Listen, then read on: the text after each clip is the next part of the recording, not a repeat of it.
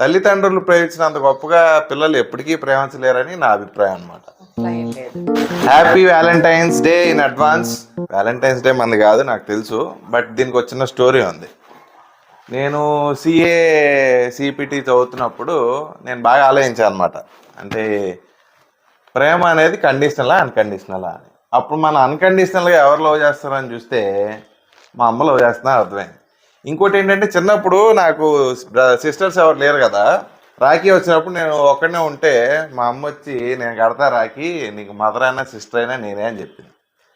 సరేలే మనం లవ్ చేస్తుంది ఏందమ్మే కదా అని చెప్పి ఒక వ్యాలంటైన్స్ డేకి నేను ఏం చేశానంటే అప్పట్లో కొన్నేళ్ల క్రితం ఒక షాప్లో ఇది కొనుక్కొని ఇచ్చా, ఇంకా దాచిపెట్టుకుంది ఇది.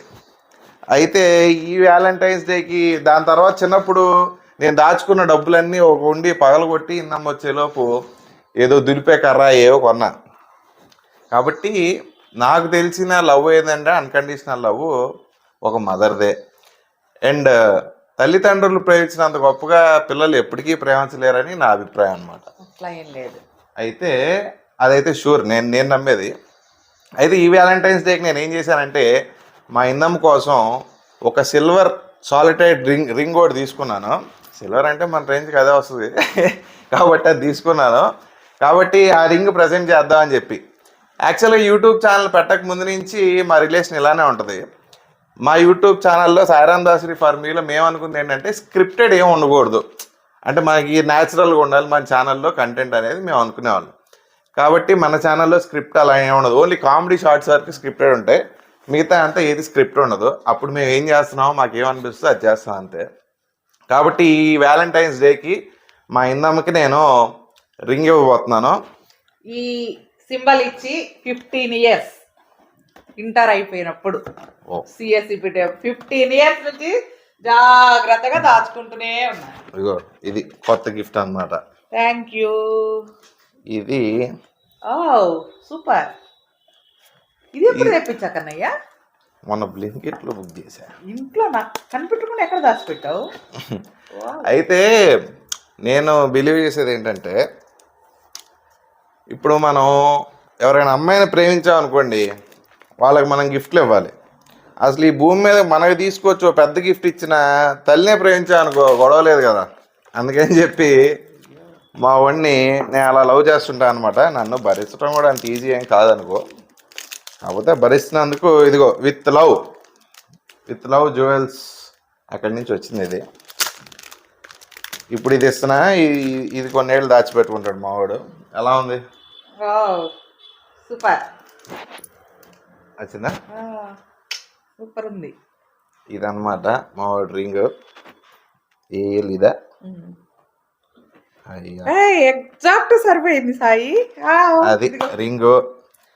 ఇప్పుడు ఓవరాల్గా నేను చెప్పదలుచుకుంది ఏంటంటే వ్యాలంటైన్స్ డే అంటే లవ్, అది అమ్మాయినే ప్రేమించాలని రూల్ ఏం లేదని నా ఫీలింగు. ప్రపంచంలో అన్నిటికన్నా గొప్ప లవ్ దేవుడిది. మన మీద చూపించే ప్రేమ ఫస్ట్ దేవుడిది అయితే తర్వాత తల్లిది. వీళ్ళిద్దరు లవ్ తర్వాత ఏదైనా అని నేను ఫీల్ అవుతాను. కాబట్టి హ్యాపీ వ్యాలంటైన్స్ డే. ఈ Valentine's day I love my mother. మీరు ఎంతమంది మీ అమ్మని లవ్ చేస్తారో కామెంట్లో మెన్షన్ చేయండి. మేము అసలు ఇంత లవ్ చేసుకోవడానికి ఇది రీజన్స్ అన్నిటికీ ఓ పెద్ద మనిషి కారణం. కూర్చొని చూస్తున్నాడు శేఖం దా. మా శేఖర్ బాబు అంటే సూపర్. ఇది బాగుందా? మా ఇంట్లో లవ్ యూ కన్నయ్య. మా ఇంట్లో దేవుడు ఏది ఇచ్చాడనేదండి చూడండి ఎంత బాగుందో. సిల్వర్ అది ఏదైనా మన కన్నయ్య ప్రేమగా ఇచ్చాడు. ఇది చాలా లైఫ్ లాంగ్ దాచుకుంటా. మా ఇంట్లో మేము ఎంత లవ్లీగా ప్రేమగా ఉండడానికి మెయిన్ రీజన్ మా నాన్న. ఎందుకంటే మా నాన్న చిన్నప్పుడు ఏదో గొప్పగా సాధించాలి అది ఇది, దాంతోపాటు ఉన్నదాంతో సంతోషంగా ఎలా ఉండాలి అనేది నేను మా నాన్న చూసి నేర్చుకున్నాను. ఉన్న దాంట్లో హ్యాపీగా ఉండాలి, ఇంకోటి మోసం చేయకూడదు, మన పని మనం చేసుకోవాలి. ఈ మూడు నేను మా నాన్న చూసి నేర్చుకున్నాను. ఆ గొప్ప క్వాలిటీస్ ఈ రోజుల్లో చాలా తక్కువ ఉన్నాయి జనాల్లో. బట్ మా నాన్న అంటే అందుకే నాకు ఇష్టం. మా నాన్న ఇప్పటికి 18 లక్షలు రామకోట్లో 18 లక్షలు కంప్లీట్ చేశాడు. నీ ఆస్తి ఏంటా అంటే 18 లక్షలు రాశాడు, అది అంతేగా. కాబట్టి నేను బలంగా నమ్మేది ఈ భూమి మీద రిచెస్ట్ పర్సన్ ఎవడయ్యా అంటే ఎవరికైతే ప్రేమ అబండెంట్గా దొరుకుతుందో వాడు రిచ్. ఎన్ని కోట్లున్నా ప్రేమ లేనోడు నా దృష్టిలో రిచ్ కాదు. దీన్ని కొంతమంది ఒప్పుకోవచ్చు, ఒప్పుకోకపోవచ్చు, బట్ ఇది నా ఫీలింగ్.